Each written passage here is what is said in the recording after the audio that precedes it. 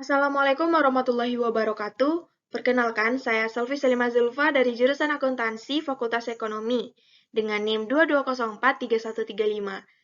Pada kesempatan kali ini, saya akan mempresentasikan mengenai sengketa bisnis, yaitu salah satu materi dari mata kuliah Hukum Bisnis dan Regulasi. Bahasan pertama adalah mengenai pengertian. Sengketa adalah perilaku pertentangan antara dua orang atau lebih yang dapat menimbulkan suatu akibat hukum. Karenanya dapat diberi sanksi hukum bagi salah satu pihak.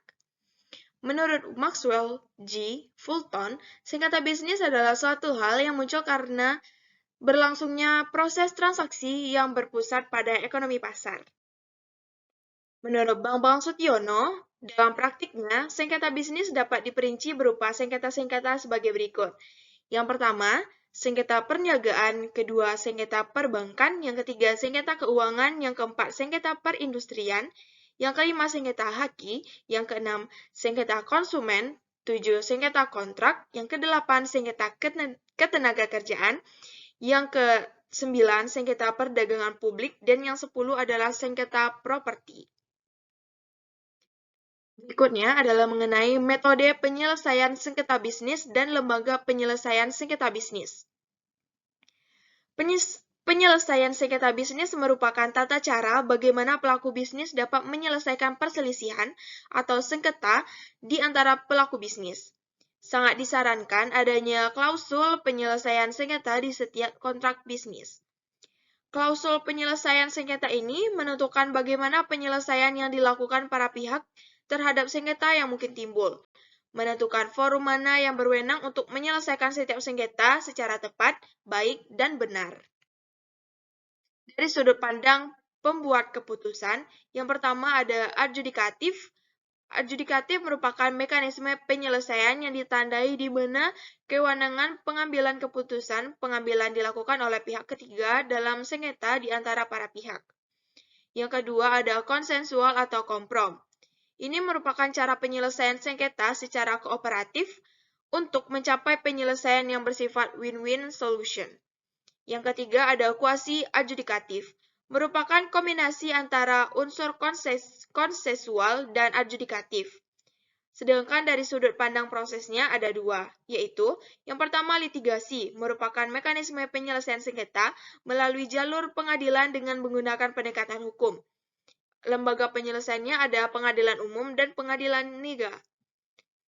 Dan yang kedua adalah non-litigasi, merupakan mekanisme penyelesaian sengketa di luar pengadilan dan tidak menggunakan pendekatan hukum formal. Selanjutnya adalah penyelesaian masalah melalui proses litigasi.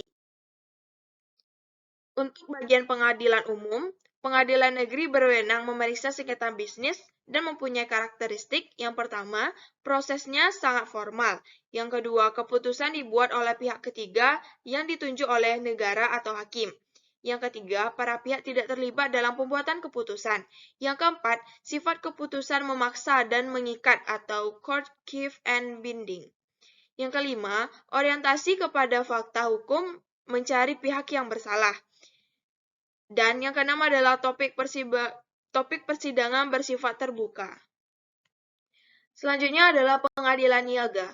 Pengadilan niaga merupakan pengadilan khusus yang berada di lingkungan pengadilan umum yang mempunyai kompetensi untuk memeriksa dan memutuskan permohonan pernyataan pilot dan penundaan kewajiban pembayaran utang atau PKPU dan sengketa haki. Karakteristiknya, yang pertama, prosesnya sangat formal dan waktunya singkat. Yang kedua, keputusan dibuat oleh pihak ketiga yang ditunjuk oleh negara atau hakim.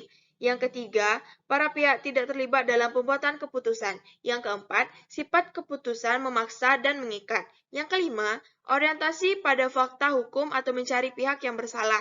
Yang keenam, proses persidangan bersifat terbuka. Selanjutnya adalah mengenai penyelesaian masalah melalui proses non-litigasi. Yang pertama ada arbitrase atau menurut kebijaksanaan. Proses penyelesaian atau pemutusan sengketa oleh seorang hakim atau para hakim yang berdasarkan persetujuan bahwa mereka akan tunduk kepada atau menaati keputusan yang diberikan oleh para hakim yang mereka pilih atau tunjuk. Arbitrase ini diatur dalam pasal 1 dari Undang-Undang Nomor 30 Tahun 1959 tentang arbitrase dan alternatif penyelesaian sengketa. Keunggulannya, yang pertama, kerahasiaan sengketa para pihak terjamin. Yang kedua, keterlambatan yang diakibatkan oleh hal prosedural dan administratif dapat dihindari. Yang ketiga, para pihak dapat menentukan pilihan hukum untuk menyelesaikan masalahnya. Yang keempat, para pihak dapat memilih tempat penyelenggaraan arbitrase. Sedangkan kelemahannya masih sulitnya upaya eksekusi suatu putusan arbitrase, padahal pengaturan untuk eksekusi arbitrase nasional maupun internasional sudah baik. Yang kedua ada negosiasi. Negosiasi adalah proses untuk mencapai kesepakatan yang menyangkut kepentingan timbal balik dari pihak-pihak tertentu dengan sikap, sudut pandang, dan kepentingan yang berbeda antara satu dengan yang lain. Yang ketiga ada mediasi. Mediasi ini adalah proses pemecahan masalah di mana pihak luar tidak memihak dan netral bekerja dengan pihak yang bersengketa untuk membantu mereka memperoleh kesepakatan kontrak yang memuaskan.